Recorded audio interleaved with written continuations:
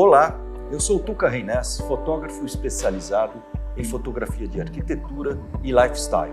Se você quer saber um pouquinho mais sobre fotografia de interiores, tem um link do meu curso aqui embaixo na descrição.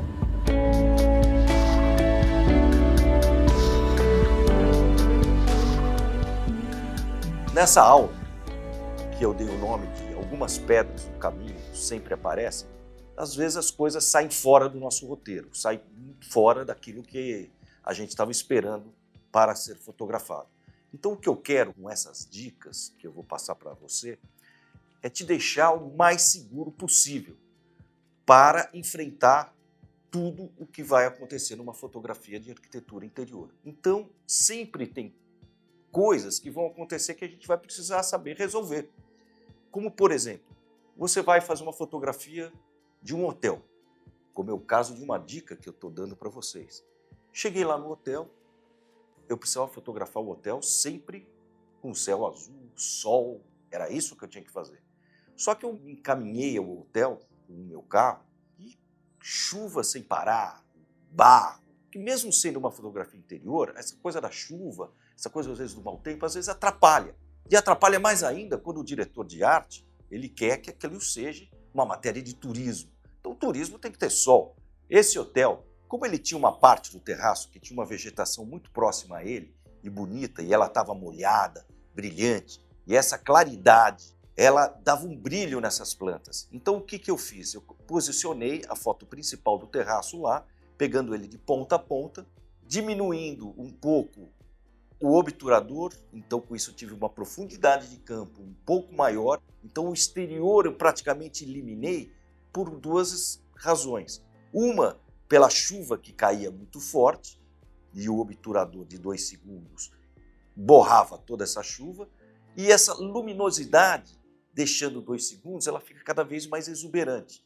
Então com isso eu fiz com que toda a atenção da fotografia se ocorresse para a mobília e para a vegetação que estava do lado de fora.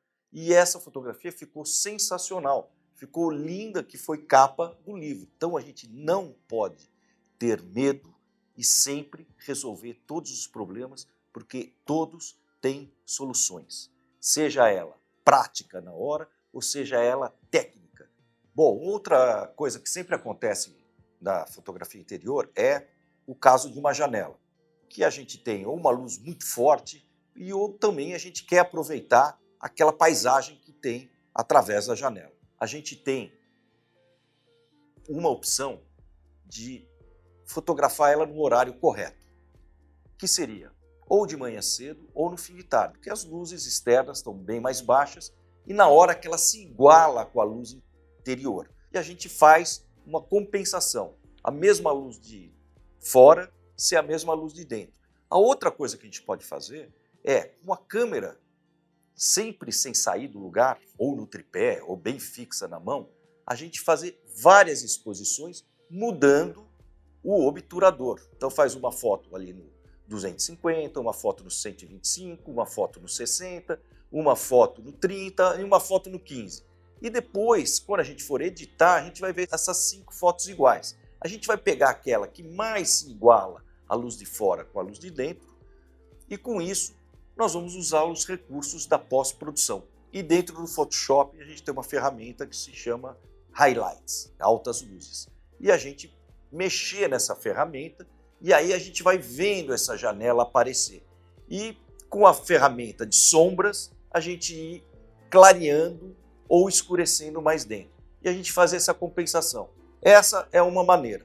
Uma outra maneira um pouquinho mais sofisticada, também dentro do nosso Photoshop, seria usar um HDR, que é onde ele funde, você escolhe 3 ou 4 imagens dessas 5 que você fotografou, e esse HDR que está lá nas ferramentas do Photoshop, ele mesmo faz a fusão. Às vezes o HDR ele fica muito artificial. Se você tiver alguma dúvida sobre esse assunto, pode deixar nos comentários. Se você gostou desse conteúdo, não deixe de se inscrever no meu curso de fotografia de interiores aqui na Doméstica. E o link está aqui na descrição.